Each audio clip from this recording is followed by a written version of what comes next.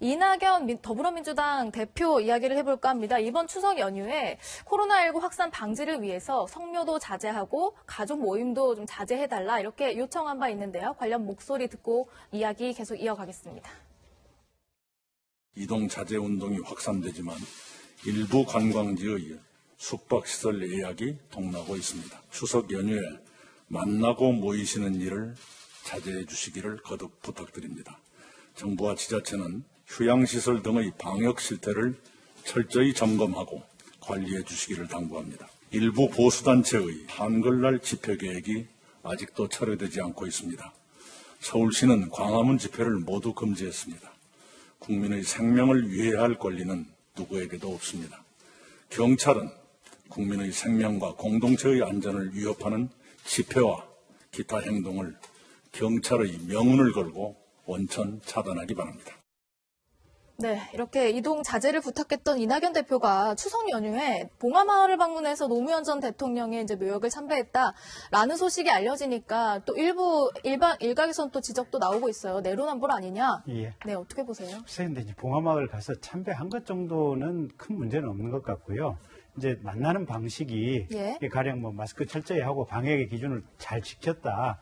그렇다면 뭐 그 정도까지는 양해할 수 있는 것이 아닌가. 근데 애시당초 얘기할 때 뭐 시골에 가지도 말고 성묘도 가지 마십시오. 이 얘기 자체가 조금 과했던 거죠. 네. 장 변호사님께서는 어떻게 보셨어요? 일단 우리는 가족 성묘도 좀 자제하는데 정치적 행보에 너무 신경 쓴 거 아니냐 이런 지적도 있더라고요. 그러니까요. 이게 참배를 하고 싶었을 수는 있을 것 같아요. 그러면 저는 갈 수도 있다라고 봅니다. 거기까지는. 그러면 조용히 비공개로 혼자서 그렇게 갔어야 마땅하다고 봅니다. 근데 이낙연 대표가 거기 이렇게 그 소식을 알고 이제 많이 오셨던 모양이에요. 그랬더니 멀리서도 와주셔서 감사하다. 이렇게 얘기를 또 했더라고요. 네.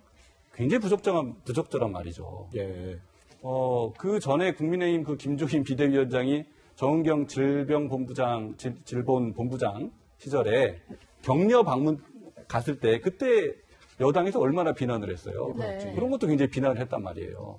그런데 지금 여당 대표께서 자기의 동선을 파악하고 이렇게 찾아온 주민들에게 이게 오지 마시라 라든지 이렇게 만류를 했어야 맞는 거 아닐까요? 본인의 말과 행동이 그래야 일치하는 거 아니겠어요? 네. 그런 부분에서 국민들은 왜 한 입으로 두 말을 하고 행동을 따르게 하느냐 이렇게 보는 거죠. 네, 예. 그렇군요. 이 지금 코로나 내로남불 논란 또 한 가지가 있습니다. 지난 개천절 집회 당시에 이 집회를 막기 위해서 이 서울 도심 일대 차벽이 세워졌었죠. 이를 두고도 정치권에서 갑론을박 벌어지고 있습니다. 한번 들어보시죠.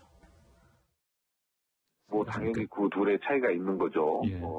명박산성의 경우에는 국민 생명이 상당히 위협받는 소고기 수입이 이런 거잖아요. 예. 이것은 오히려 국민 생명을 지키려는 부분이기 때문에 매우 상황이 다르다고 봅니다. 정부가 광화문 거리에 새로운 산성을 갖다 쌓는 모습을 보고 뭐가 정부가 국민이 두려워서 그 막대한 경찰력을 동원하고 버스를 동원해가지고 도시 한복판을 갖다가 무슨 요새화하는 이런 식으로다가 했는지 전혀 이해가 가지 않습니다. 한국의 민주주의가 발전을 못하는 망정 오히려 더 퇴보하는 모습을 갖다가 보이고 있지 않나 이렇게 생각합니다. 네, 변호사님, 지금 2008년 광우병 시위 당시에 이제 광화문 광장에 설치됐던 차벽과 이번 개천절 집회 차벽이 같이 비교가 되고 있어요. 네. 그래서 제가 이게 이제 2011년도에 헌재에서 그 광화문 차벽에 대해서 위헌 결정을 한 결정문이에요. 결정문은 한 30쪽 됩니다. 네네. 제가 이제 꼼꼼히 읽어봤어요. 그런데 정말로 우리가 내로남불 너무나 흔하게 얘기하지만 정말로 입장만 싹 바뀌어가지고 상황이 너무나 비슷해요. 네. 그러니까 그때도 경찰은 그렇게 얘기했더군요. 이게 이 행사로 인해서 이렇게 얘기를 했습니다. 행사로 인해서 불법 폭력 집회나 시위로 변질될 가능성이 적지 않다. 네. 그래서 공공의 안녕 질서 유지를 위해서 이렇게 차벽 설치가 정당하다. 이렇게 이제 경찰이 항변을 했어요. 이번에도 아마 이번에도 똑같이 그렇게 항변을 합니다. 거기다가 이제 코로나 방역이라는 네네. 명분이 하나 더 더해졌지요. 네. 그런데 그때나 지금이나 그때 헌법재판소나 그리고 요번에 행정법원에서 결정한 내용은 똑같습니다. 네. 그러니까 집회 결사의 자유는 헌법상 보장돼야 되는 자유인데 네. 이것을 제한하기 위해서 제한할 수 있죠. 그런데 제한하기 위해서 정부가 과연 필요 최소한도로 제한할 수 있는 하기 위한 노력을 했느냐 예. 이걸 보는 거예요.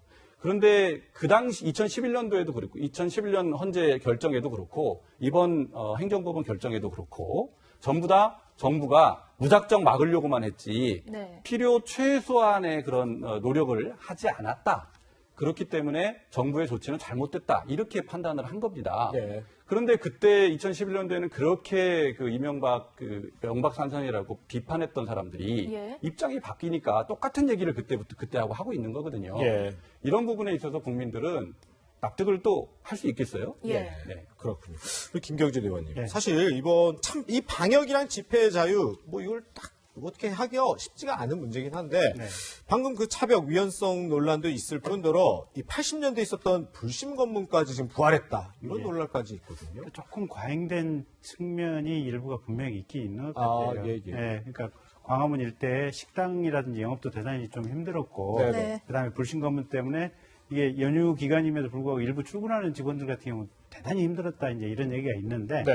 사실은 또 우리가 정부의 고심은 고심대로 인정을 해줘야 됩니다. 네. 8.15 집회 때문에 코로나가 굉장히 많이 확산이 된 측면이 분명히 있고 네, 네. 그 트라우마 때문에 지금 정부가 저런 결정을 했고 또 2008년에 비하면 지금 2020년 지금의 시점은 사실은 인터넷이라든지 다양한 방법을 통해서 정부에 대해서 또 대통령에 대해서 비판할 수 있는 수단이나 방법, 통로가 다양하게 있거든요. 네, 네. 근데 왜 꼭 굳이 여기에 모여서 집회라고 하는 방역에 있어서 위험한 방식을 선택하려고 하는 건지. 그래서 저 2008년도에 헌법재판소 취지는 그대로 2020년대도 유효하고 존중받아야 되겠지만 네. 사실은 지금은 좀 더 넓은 대체제로서의 정부에 대한 이의 제기 방법이 있으니까 예, 예. 조금 정부의 고심을 인정할 필요도 있지 않나 싶습니다. 네. 네, 집회의 자유 또 방역 사이에서 좀 고심하는 정부 이야기까지 두 분과 함께 나눠봤습니다. 두 분과는 여기서 인사 나누겠습니다. 고맙습니다. 네, 감사합니다.